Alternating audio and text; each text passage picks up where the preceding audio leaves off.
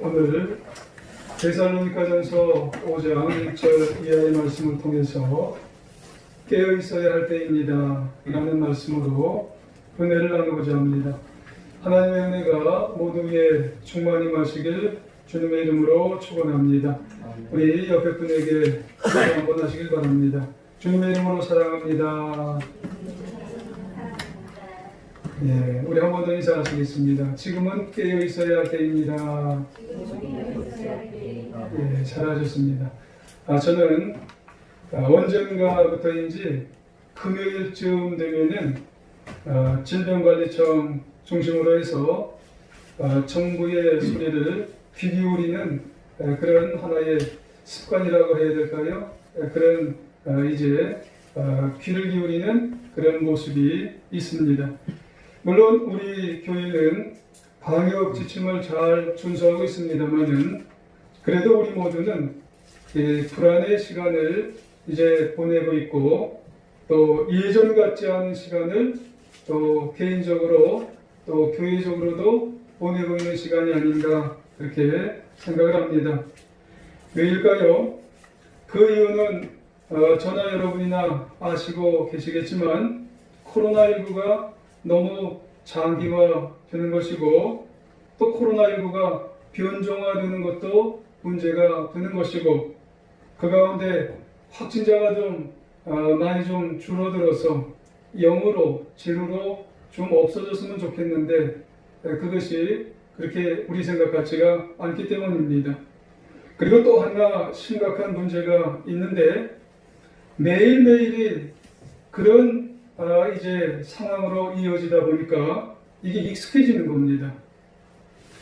그것이 모든 우리 대한민국에 있는 그런 국민들뿐만 아니라 특별히 우리는 그리스도인으로서 이런 상황이 익숙해지고 또 그런 상황 속에서 나태해지고 긴장이 풀려가는 현상이 나타나게 되는 것이 이것이 굉장히 우리에게 어려움을 가져다 주지 않는가 그렇게 생각이 됩니다. 그래서 우리에게 있어서는 영적인 방심 또 영적인 긴장감으로 이제 가져와야 되는데 이게 풀어지고 있다는 것입니다.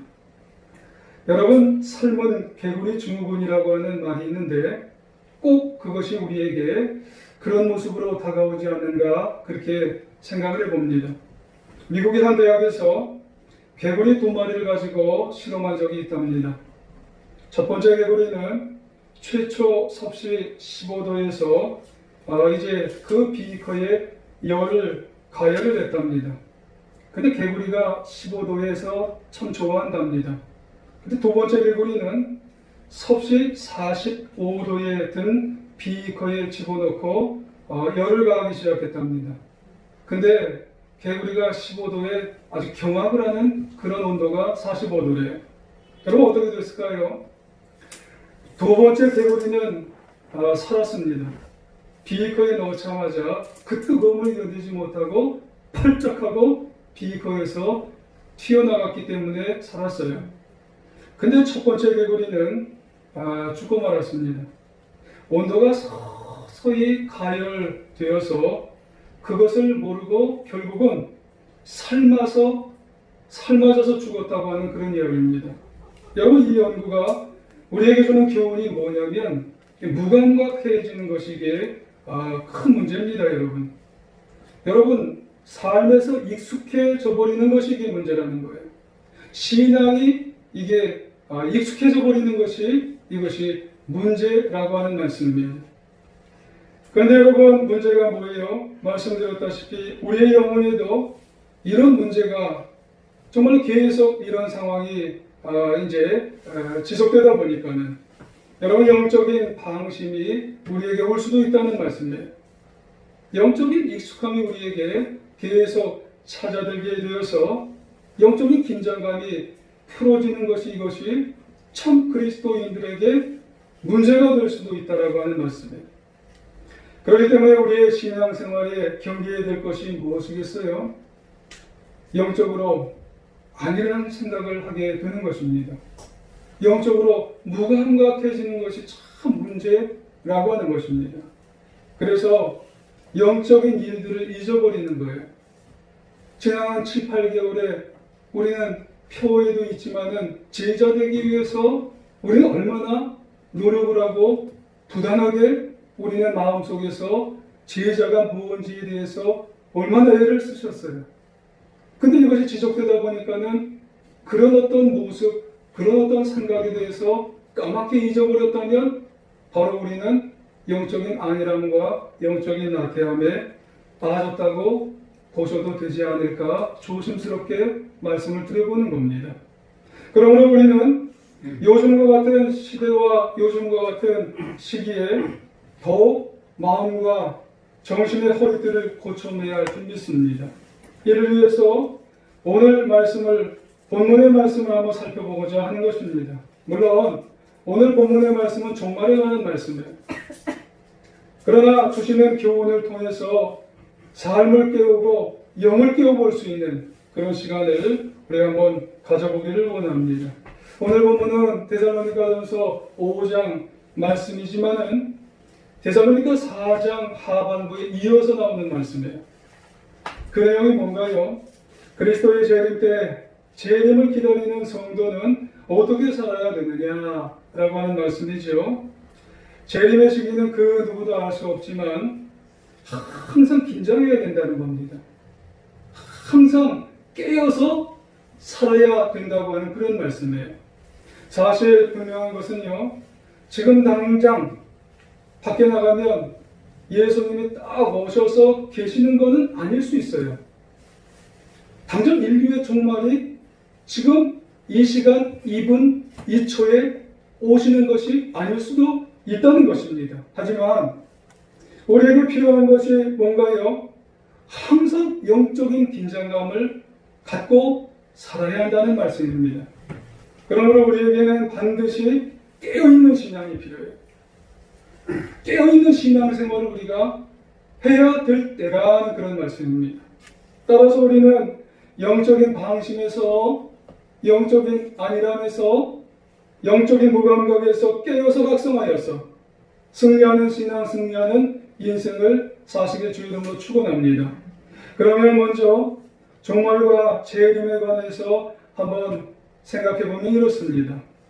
바울은 본문 앞장인 데살로니가 4장에서 이런 걸 언급했어요. 데살로니가에 있는 성도들에게 죽음을 너무 절망으로 여겨서 너무 슬퍼하지 말아라, 이런 얘기를 사도 바울이 말씀했습니다. 왜 그렇겠어요? 예수 그리스도께서 반드시 다시 오실 것이기 때문에 그런 겁니다. 그래서 그리스도의 재림 때 죽은 성도들은 부활할 것이고 마지막 때까지 살아있는 성도들은 휴거할 것이다, 그렇게 얘기해요. 여러분, 휴거가 뭐예요? 예수님 재림 때 구원받은 성도들, 그때까지 살아있는 성도들은 하늘에서 공중에서 예수님을 맞이하는 게 휴거 아니겠어요? 그러니까 종말 시에 그리스도의 재림은 너무너무도 중요할 뿐 아니라 변치 않는 반드시 있는 하나님의 약속이 될 것이라는 그런 말씀입니다. 근데 문제는 그 당시의 사람들, 특별히 심지어는 그리스도인들조차도 재림에 관해서 잘 못 믿는 거예요. 그리고 잊어버리는 거예요. 그 이유 중에 하나, 큰 이유가 뭔 줄 아세요? 재림이 자꾸 지연되는 거예요. 저만큼 때쯤 되면은 예수님이 오시겠지, 재림이지요? 근데 그때 가니까 재림이 안 왔어요. 또 어느 때쯤 가면 예수님 오시겠지 하고 기다렸어요. 근데 재림이 안 오는 거예요. 왜 그럴까요? 재림은 왜 자꾸 지연이 될까요? 크게 두 가지 이유라고 했어요. 하나는 하나님의 스케일과 인간의 스케일이 달라요. 그러니까 하나님이 생각하는 그런 어떤 정도와 인간이 생각하는 정도가 달라요. 그러니 재림이 자꾸 늦어지는 거예요.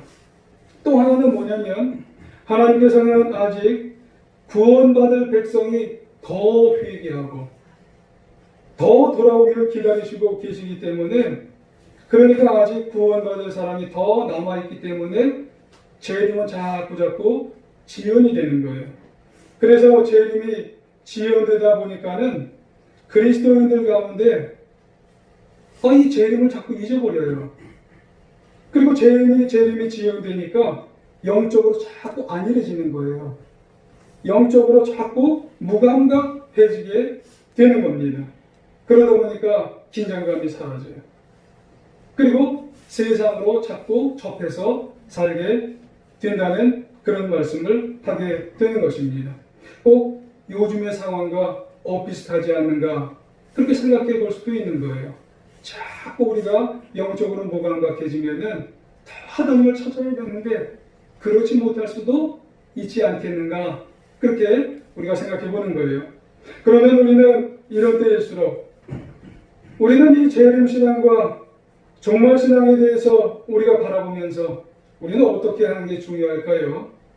우리는 더욱더 깨어서 우리가 준비하면서 사는 삶이 우리에게 필요하다고 하는 그런 말씀을 하게 되는 것입니다. 사실 예수님의 재림은 언제 성취가 될지 아무도 몰라요. 아무도 모르지만 예수님은 이런 말씀을 한 말씀 하셨어요. 그 시기에 대해서 이런 말씀을 하셨어요. 마태복음 24장 36절에 보면은 그날과 그때는 아무도 모르나니 하늘의 천사들도 아들도 모르고 오직 아버지만 아시느니라 그렇게 말씀을 하셨어요. 사도 바울 오늘 본문에서 그날에 대해서 사도 바울도 언급을 안 해요. 그래서 오늘 1절 하반절에 보면 뭐라고 그러셨어요? 너희에게 쓸 것이 없대요. 모르니까 그런 거예요. 그리고 2절에 보니까 뭐라고 그랬어요? 주의 날이 올 때 어떻게 오냐면 밤에 도둑같이 이럴 줄을 너희 자신이 자세히 알기 때문이라 이렇게 말씀을 했어요. 그러니까 예수님께서 오시는 이 재림은 어떻게 오냐면 도둑같이 갑자기 불현듯 오는 때가 언제예요? 이게 재림이에요. 재림. 3절에도 그렇게 말씀했어요. 그들이 편안하다, 안전하다 할 그때에 임신한 여자에게 해산의 고통이 이름과 같이 멸망이 갑자기 그들에게 이르리니 결코 피하지 못하리라 이렇게 말씀했어요. 그러니까 잉태한 여자에게 해산의 고통이 닥쳐오듯이 재림의 날이 그렇게 온다는 거예요. 여러분, 임한다는 말이 헬라어로 카타람바노라고 하는 그런 말이랍니다. 갑자기 들이닥친다는 거예요. 급습한다는 말입니다. 재림의 날이. 그 정확한 시기는 알 수 없지만은 재림의 날은 지금 점점 다가오는데 언제인지는 우리가 알 수 없지만 갑자기 그 날 급습을 하듯이 그 재림의 날이 우리에게 다가온다는 거예요. 그래서 우리에게 필요한 게 한 가지 있어요. 반드시 깨어 있어야 된다는 거예요. 반드시 우리의 정신과 마음, 특별히 영적으로 깨어 있어야 그 급습하는 언제 올지 모르는 그 불현듯 찾아오는 재림의 날에 우리가 담담하게 맞을 수가 있다는 말씀인 것입니다. 여러분, 가장 중요한 것은 그러므로 여러분 깨어 있으시길 주 이름으로 축원합니다. 이 코로나 시대에 더 필요한 것은 우리에게 말씀하시는 게 뭐예요? 영적으로 깨어 있으셔야 된다는 말씀이에요. 여러분, 제가 들은 이야기입니다. 오래전에 이야기 같아요. 어느 한 분이 병원에 찾아가셨는데 이분에게 암이라는 시한부 인생이 이제 재판이 내려졌어요. 심판이지. 이분이 자신의 인생을 회고하면서 어떻게 살아야 될까 고민을 하는 거예요. 그렇지 않겠어요? 이 암으로 시한부 인생이 딱 이제 심판이 내려졌어요. 이제 어떻게 살아야 될까? 그래서 이분은 그동안 관계가 소원했던 분들을 내가 이제 좀 찾아가야 되겠다. 그리고 나에게 상처 입힌 분들을 이제 가서 내가 용서를 구해야 되겠다. 일일이 다 찾아가는 거예요. 그 시간 동안 다 찾아갔어요. 그렇게 시간을 보내니까 몇 달이 다 지나갔던 거예요, 여러분. 그런데 누가 아무리 얼굴을 봐도 암에 안 걸린 사람 같다는 거예요. 그래서 병원 한번 더 가서 이제 진료를 받아보시라고. 그래서 이분이 병원 한번 더 갔어요. 그러니까 그 병원에서 뭐라고 얘기하냐면은 오진이랍니다. 이분이 암에 안 걸렸다는 거예요. 그러니까 주위 사람들이 그러는 거예요. 주위 사람들이 오히려 화를 내면서 그 병원 그거 잘못했다. 그 병원 아무리 커도 그거 병원에 그거 잘못 오진을 내렸다고 화를 낸 거예요. 그리고 지난 몇 달간에 다 그 고생, 왜 고생을 그렇게 했냐고 그렇게 얘기를 했어요. 근데 이분은요, 오히려 이렇게 대답하는 거예요. 지난 몇 달간의 인생은 황금기라고. 내 인생을 깨달았다고. 내 인생을 정말 훌륭하게 살게 되었고, 그리고 앞으로 나는 깨어있는 인생을 살고, 준비하는 인생을 살고, 신앙적으로도 정말 지금까지 깨닫지 못했던 주님을 바라보면서 깨닫는 인생을 살겠노라고 그렇게 오히려 감사하는 그런 인생을 살게 되었다는 말씀이에요. 여러분 깨닫지 못했으면 아마 죽을 때까지 아둥바둥했을 거예요. 죽을 때까지 사네 못 사네 아마 전쟁을 치르는 그런 인생을 살지 않았을까 그렇게 생각을 하게 되는 거예요. 그러므로 우리에게 있어서도 깨달아야 되는 거예요. 여러분 우리에게 있어서 삶도 깨달아야 되고 정말 깨닫는 신앙도 승리하며 살아가는 귀한 인생이 되어질 줄 믿습니다. 그래서 이제 예수님도 마태복음 24장 41에서 42절에서 그러므로 깨어있으랍니다. 어느 날에 너희 주가 임하는지 너희가 알지 못함이니라 이렇게 말씀합니다. 항상 우리에게 깨어있으라고 말씀하세요. 베드로전서 5장 8절에서 근신하라 깨어라 너희 대적마귀가 우는 사자같이 두루다니며 삼킬 자를 찾느니라 그렇게 말씀합니다.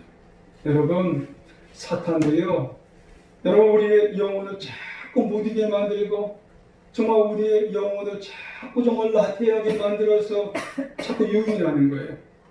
여러분 틈을 못 주게 여러분 우리의 영혼을 깨어있게 하시기를 주의 이름으로 부탁을 드리겠습니다. 오늘 본문 6절에서도요 우리는 다른 이들과 같이 자지 말고 오직 깨어서 정신을 바싹 차리라고 그렇게 말씀합니다.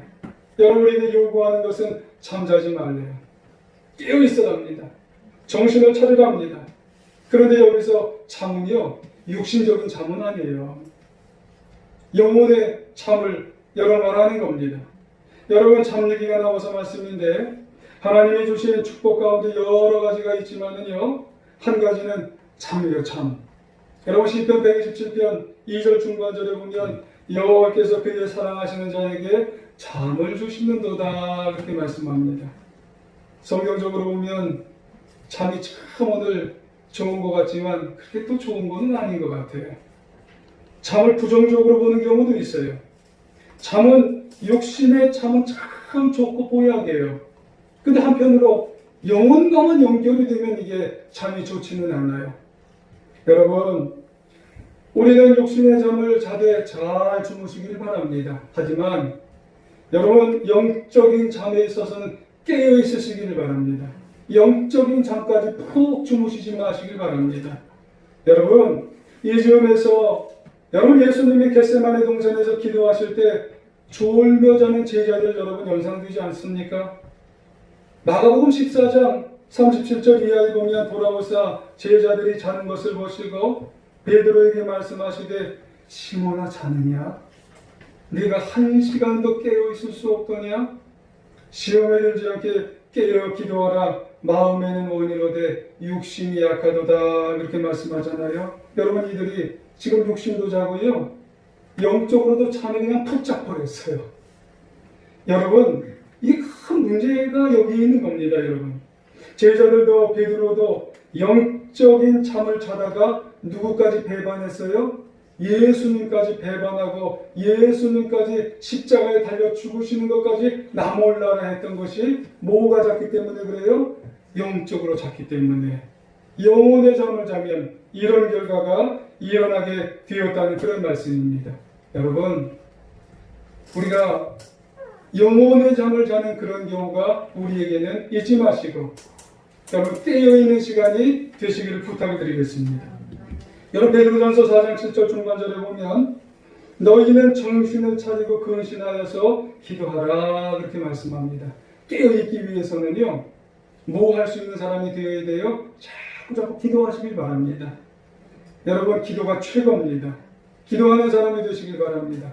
순간순간 여러분 많은 경우에 있어서 기도하면서 영혼의 잠을 자지 않기를 노력하며 나갈 수 있는 하나님의 자녀가 되어야 할 줄 믿습니다. 기도하면 자꾸 분별력이 생겨요. 여러분 내 생각과 내 감정이 이것이 하나님의 것인지 사단의 것인지 분별하게 되는 것입니다. 적어도 기도하게 되면 여러분 분별하려고 애를 쓰게 됩니다. 그러다 보면 살아요. 그러니까 여러분 자꾸 기도하면서 영적으로 깨어서 여러분 인생을 승리하며 살아가기를 정말 노력하면서 사는 하나님의 자녀가 되시기를 부탁을 드리겠습니다. 예전에 한번 말씀드린 그런 말씀 예화인 것 같아요. 1912년에 타이타닉호 침몰 사건에 관련된 이야기입니다. 영국에서 출발해서 대서양을 이렇게 횡단하는 초대형 증기선이 이 타이타닉호입니다. 근데 이 배가 빙산에 이제 부딪혀서 침몰을 했어요. 그때 몇 명이 죽었냐면 1513명이나 사망을 했어요. 선장이 교만했던 것도 있어요. 왜냐하면 큰 증기선이 이게 침몰을 할까 그런 생각도 있었던 겁니다. 또 하나 알려지지 않은 이야기가 있다고 그랬어요. 그것은 비극의 순간에 한 30마일 가까이에 이 타이타닉호만한 큰 캘리포니아 그런 호가 큰 배가 또 하나 있었답니다. 근데 그 침몰하는 그 순간에 타이타닉호에서 계속해서 무전을 보내는 거예요. 우리가 지금 침몰하고 있습니다. 와서 좀 우리를 좀 건져 주십시오. 구조해 주십시오. 그렇게 계속해서 무전을 보냈다는 거예요. 근데 이 캘리포니아 호에 있는 선장이요 무전기를 껐어요. 잠을 자고 있는 거예요. 여러분 그때 깨어 있었더라면 어떻게 했을 거예요? 여러분 무전기만 통화되고 있었더라면 여러분 1513명이 다 사망하고 여러분 수장되었겠어요? 여러분 안 죽었다는 거예요. 너무 안타까운 일입니다. 그러나 중요한 것은 우리가 여러분 어떤 시대를 살아가고 어떤 일들을 하면서 여러분 이 건간에 우리가 깨어있는 게 그렇게 중요해요. 뭐가 깨어있는 게 중요해요? 여러분 영적으로 깨어있어서 어떤 상황이나 환경 속에서 어떤 시급한 과제 속에서도 우리가 영적으로 하나님을 바라보면서 여러분 깨어있으면서 살아간다고 하는 게 이게 얼마나 중요한 일인지 여러분 굉장히 중요한 거예요. 하나님 우리와 자꾸 대화를 하고 싶은데 우리 쪽에서 무전을 딱 잠가버리면 여러분 우리는 하나님과 통화가 안 되는 거예요. 여러분 이 시대를 사는 우리에게도 깨어있는 게 가장 중요하고 가장 시급한 문제라고 하는 사실을 여러분 기억하시길 바랍니다. 우리에게 해야 할 일은 자꾸 하나님 앞에 나가서 영적으로만 여러분 잠을 자지 마시고 깨어있으셔서 하나님과 대화의 창구를 열어놓고 이 시대, 이 코로나 시대라도 여러분 우리가 그 창구를 열어놓으며 살아가는 하나님의 자녀가 되시기를 주의 이름으로 부탁을 드리겠습니다. 여러분 정동제일교회 송기성 목사님 여러분 들어보신 분 계실 거예요. 그분에 관한 이야기입니다. 한 5년 전인가 6년 전의 이야기예요. 이 송 목사님이 보남의 공원에 이 성대 이 종양 콜리 때문에 제거 수술을 입원을 하셨었어요. 그런데 이 목사님이 혈압이 좀 높으셨었어요. 그래서 수술을 못 받을 상황이셨답니다. 그렇지 않아도 목사님은 얼마 전에 고혈압으로 수면 내시경도 제대로 못 하셨대요. 왜요? 이 혈압이 높으셔가지고. 그 정신을 마취한다는 게 이게 보통 이게 걱정이 아니셨다는 겁니다. 그런 염려스러운 마음으로 수술실에 딱 누워있는데 그런 생각을 하니 혈압이 더 올라가는 거예요. 근데 천장에 이런 글씨가 쓰여 있답니다.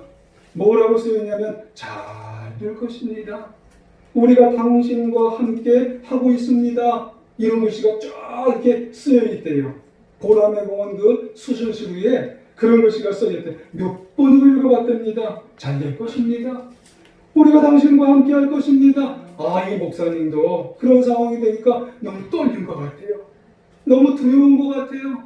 그런데도 그 의로움이 함께한 것도 고마운데 깨어있든지 정말 자든지 하나님이 함께해 주시면 얼마나 힘이 될까? 이런 신뢰와 이런 감사를 느꼈을 때 목사님 마음속에서 즐겨 정말로 애송하는 그런 이 성경 말씀이 떠올랐대요. 두려워 말라. 내가 너와 함께함이라. 놀라지 말라. 나는 내 하나님이 됨이라. 내가 너를 굳세게 하리라. 그러니까 정신이 바싹 나더래요. 내가 마취가 되고 정말 온전히 잠을 자도 하나님은 나를 붙들어 주시는구나. 정신이 바싹 나니까 기도가 되더래요. 할렐루야. 기도가 되니까 기도의 창고가 하나님께 연결되니까 수술을 잘 마치고 나오셨다는 그런 말씀이에요. 여러분, 우리가 깨어 있으셔야 됩니다. 여러분, 죽은 것 같지만 깨어 있을 때 우리의 육체도 살고 우리의 영혼도 살고 우리의 모든 인생이 다시 살아서 하나님께 영광의 우리 인생 승리하고 회복의 인생을 살아가는 줄 믿습니다. 그러면 이런 삶을 살기 위해서 갖춰야 될 게 뭐예요? 더 견고해지셔야 돼요. 말만 깨어 있으셔야 된다고 하는 게 아닙니다. 삶이 견고해지셔야 돼요. 그래서 8절에 보면 뭐라고 그랬어요? 우리는 낮에 속하였으니 정신 차리고 믿음과 사랑에 호심경 붙이고 구원의 소망의 투구를 쓰자, 이렇게 말씀합니다. 여러분, 호심경은 흉내 붙이는 거예요. 그리고 투구는 뭐예요? 여러분 그 사단이 다가와도 화살을 막을 수 있는 안전망입니다. 여러분, 안으로는 믿음으로 단단히 무장해져라고 하는 말씀이에요. 예수님보다 더 확실한 믿음으로 여러분 무장할 게 없잖아요. 여러분, 마지막 순간이 다가올수록 코로나 시대가 여러분 지금이잖아요. 이 시대에 더욱더 믿음으로 내 흉보를 붙여야 된다는 말씀입니다. 그 어떤 마귀가 간사함으로 우리를 정말 유혹한다 할지라도 우리가 다 해야 될 것은 믿음으로 내 마음에 흉배를 붙이며 살아갈 수 있는 하나님의 자녀가 되어야 할 줄 믿습니다. 또 밖으로는 사랑으로 무장해야 돼요. 하나님을 사랑하고 하나님을 간절히 찾는 자가 나를 만난다고 했어요. 여러분, 마지막 때가 되면 정말로 누구를 하나님이 보호하시냐면 하나님 사랑하는 자입니다. 여러분, 하나님을 사랑하는 자는 자기에게 때때로 혹여 손해가 된다 할지라도 하나님 나라를 먼저 찾습니다. 하나님의 영광을 찾아요. 그러면 그 하나님 나라와 영광을 찾는 자를 하나님이 선택해 주신다고 하는 그런 말씀입니다. 또 위로는 소망으로 무장해야 돼요. 여러분, 구원의 소망은 여러분 사람을 강하게 합니다.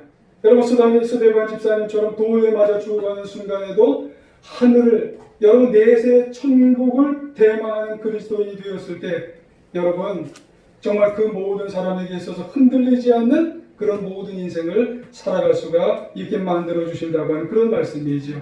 이 세 가지, 믿음과 또 사랑과 소망, 이 세 가지를 잘 갖추는 것을 뭐라고 얘기하냐면요, 에베소서 6장 11절 이하에 보면은 여러분 전신갑주를 입어야 됩니다. 여러분, 마지막 정말로 그리고 재림의 때가 오면 더욱더 우리에게 전신갑주로 무장하라고 합니다. 그럼 흔들리지 않습니다. 어려운 가운데서도 정진할 수가 있고 끝까지 깨어서 정말 살아갈 수 있도록 승리하는 인생을 살아갈 수 있도록 만들어준다고 하는 말씀입니다. 그리고 성경은 이 모든 것을 여러분 갖추게 되었을 때 깨어서 승리하는 삶을 살아갈 때 견고하게 만들어줘요. 흔들리지 않습니다. 때때로 어려움이 온다 할지라도 여러분 견고한 사람은 계속해서 깨어서 살아갈 수 있도록 흔들림 없이 살아가도록 만들어 주는 것이에요. 그것은 여러분 무엇을 정말 어떤 것을 소망하는 사람으로 살아가게 만들어 주냐면 공동체를 생각하는 사람이 되라고 오늘 본문에 보면 마지막에 말씀을 하죠. 공동체가 뭐예요? 교회를 여러분 생각하는 사람입니다. 11절에 보면 그렇게 말씀하세요. 피차 권면하고 서로 덕을 세우기를 너희가 하는 것 같이 하라, 이렇게 말씀합니다. 교회를 생각하는 사람 중에 교회에서 소중히 여기는 게 뭐예요? 예배입니다. 여러분, 사도 바울이 온전히 깨어있는 삶을 지속하기 위해서 서로 용기를 주고 힘을 북돋아주고 덕을 세워주는 이 공동체에서 해야 되는 게 뭐예요? 예배입니다. 예배를 잘 참여하면서 하나님께 영광 돌리고 서로 친교하는 예배의 삶을 잘 지키는 자에게 여러분 깨어있게 돼요. 그리고 생명력 있는 삶을 살아있는 그런 인생을 살아가게 되어진다는 말씀입니다. 그래서 우리가 정말 이 모든 것을 잘 감당하게 되어졌을 때 우리가 예배의 삶을 통해서 교회에서 드리는 예배의 삶을 통해서 우리가 깨어나갈 수 있는 귀한 인생이 된다고 하는 말씀입니다. 제2차 세계대전 당시에 독일이 영국을 폭격하기 시작했답니다. 영국 시민들이 너무 불안한 거예요. 너무 공포가 몰려온 겁니다. 그때 처칠 수장이었는데 이 처칠 수장이 불안과 공포에 빠진 시민들을 안정하게 만들기 위해서 그 당시 윌리엄 템플이라고 하는 주교에게 라디오 방송을 부탁했답니다. 설교를 좀 해달라고 그렇게 얘기를 했대요. 이런 상황에서 설교 내용을 뭘 해야 될까? 윌리엄 템플이라고 하는 이런 대주교가 생각이 많았대요. 회개를 할까? 금식을 할까? 기도? 또 희망? 용기? 인내? 또 협력? 너무너무나 주제가 많답니다. 그때 윌리엄 템플 주교는 한마디 설교를 했대요. 뭐라고 했냐면은 지금은 우리가 하나님 앞에 예배를 할 때입니다. 전쟁도 큰일이지만 하나님을 예배하는 일이 가장 중요합니다. 이 말씀을 전했대요. 템플 주교의 말씀의 핵심은 다름 아니라 예배드리는 겁니다. 그의 설교는 시민들의 심령에 영적인 불을 붙여줬어요. 그리고 희망을 줬어요. 그리고 용기를 줬습니다. 왜냐하면 하나님을 예배하는 것은 세상의 그 무엇보다도 크고 중요한 일로 여기는 것은 여러분 예배를 통해서 하나님이 임재하세요. 예배를 통해서 능력이 임하시고 예배를 통해서 평화가 임하고 예배를 통해서 은혜를 우리가 받을 수 있기 때문인 것입니다. 여러분 우리에게 있어서 이 모든 것을 통해 우리가 정말로 깨어있는 귀한 인생 살아갈 수 있는 하나님의 자녀가 되어야 할 줄 믿습니다. 여러분 그리스도인의 재림이 이제 지연되어서 그 당시나 우리나 재림신앙에 관한 믿음이 이제 약화되었다고 그랬어요. 영적인 안일이나 무감각으로 살 수밖에 없다 그렇게 말씀을 드렸습니다. 그런데 또 우리에게는 코로나19가 장기화되어서 우리 신앙생활이 자칫 이런 생활이 익숙화되어서 영적으로 나태화되고 그리고 긴장이 풀릴 수가 있다고 그렇게 말씀을 드렸어요. 여러분 어떻게 하겠어요? 이런 때에서 더 마음을 다잡고 깨어있는 귀한 삶을 살아갈 줄 믿습니다. 그리고 기회가 되는 대로 더 기도하시고 또 기회가 되는 대로 성경을 읽으시고 또 기회가 되는 대로 예배를 참여하시고 그래서 신앙을 강하게 하여서 남은 인생 승리하는 주님의 자녀들 다 되시기를 주님의 이름으로 간절히 축원합니다.